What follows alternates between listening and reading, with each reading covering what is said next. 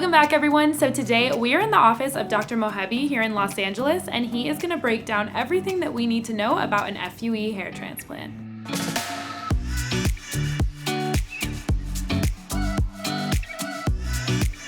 What is an FUE hair transplant? FUE stands for Follicular Unit Extraction or Follicular Unit Excision.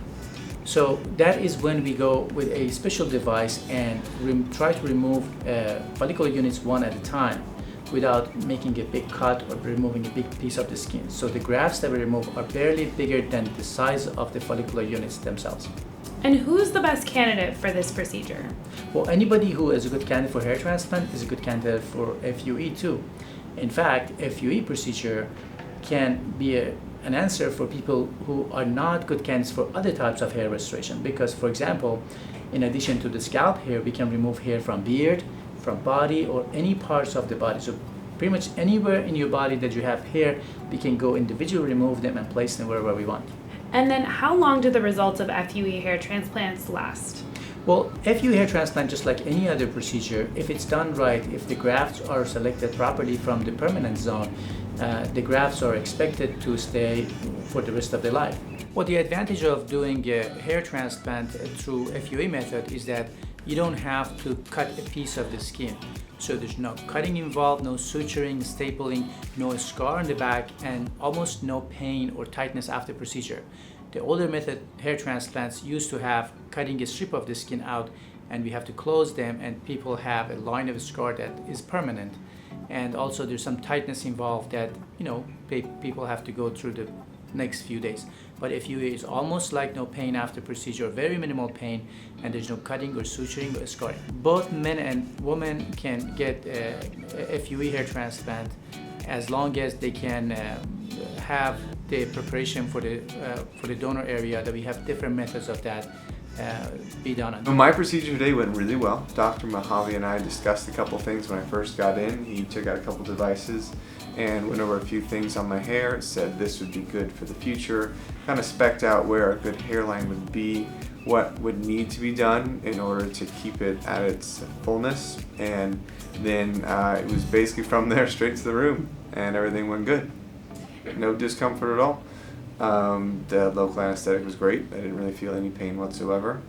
They were very cognizant if I did have any pain to go ahead and nip it in the bud and make it as comfortable as possible.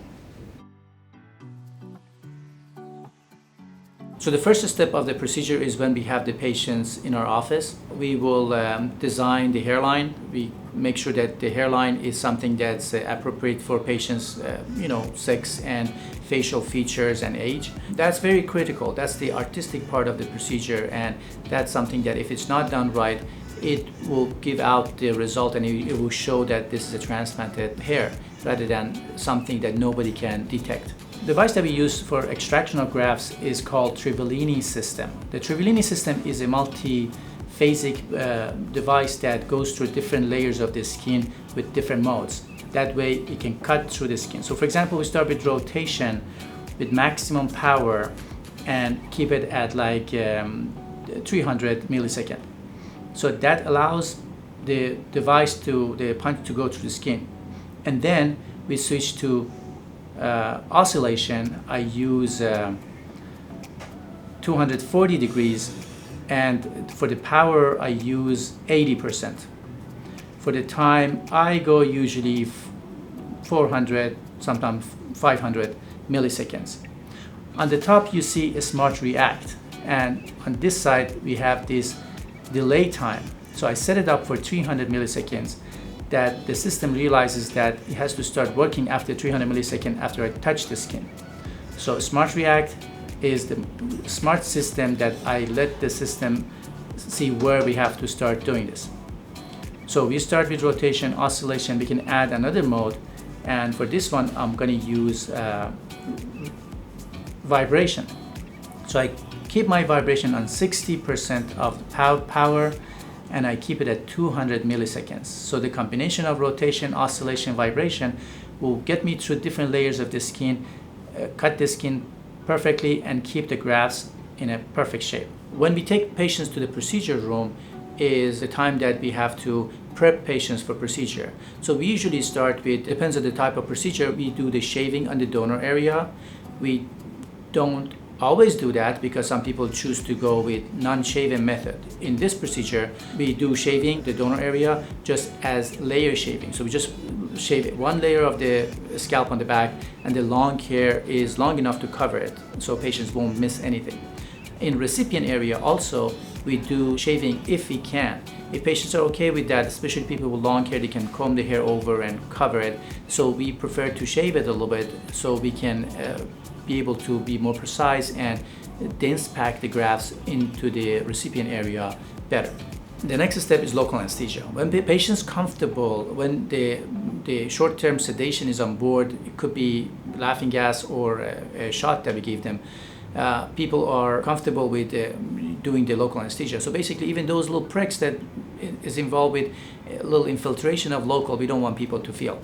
At that point, we are using a special fine needle and we go around the scalp and give them local anesthesia. It's called ring block. That kind of blocks all the nerves that brings the sensation to the scalp. By doing that, patients are not feeling anything throughout the process. We may need to repeat this process of infiltration of local anesthesia during the procedure too. Site making is the next step that we are basically making small incisions that grafts will be placed into. So those incisions are very tiny. We're talking about 0.7 or 0.8 millimeter wounds that will be visible immediately after doing this, but then in a day or two it will be all healed and nobody can see any evidence of them. The depth of them are usually 4 to 4.5 millimeters. So those are teeny holes that we're making that eventually the grafts will be placed into. The reason we do it ahead of time is because we want to have the size, the design all done, so when we are extracting the grafts, the technicians can start placing them into the pre-made sites. The next step is when we take patients to a different position and start extracting the grafts. We usually do this method, it's called simultaneous extraction and placement, meaning that when we extract the grafts, the technicians will place them into the pre-made sites.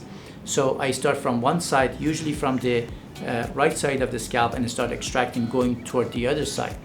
As I'm extracting the grafts with this machine that extracts the grafts, my technician follows me and removes them one at a time. Then those grafts are being handed to the counting team on the microscopic station. Next step is counting and sorting the grafts under microscope. In this step, a technician will review every single graft, make sure they're all intact, they count them in terms of number of hair per graft, and have them ready in the group of 20 grafts in a special solution to be removed and start the process of insertion or implantation. Next step is insertion of the grafts. So we remove those grafts that are prepared under microscope and we put them into the inserter. This device is called Mohebi inserter. It's invented by me. So they put it into the inserter, Mohebi inserter, and start inserting them into pre-made sites. So this process is probably the longest process in the whole process of hair restoration, because it has to be done under magnification, and the technicians have to find those small incisions that we already made and fill them with the grafts with Mohebi inserter. At the end of the process, we're going to go and do final inspection, make sure every hole that is supposed to be filled is done. I usually spend some time to go between the grafts. Some of the grafts needs to be rotated. Even the curvature of hair is very important.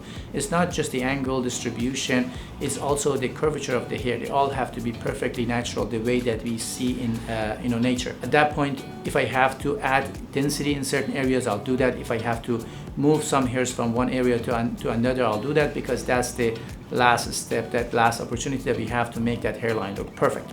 How does this procedure change people's confidence?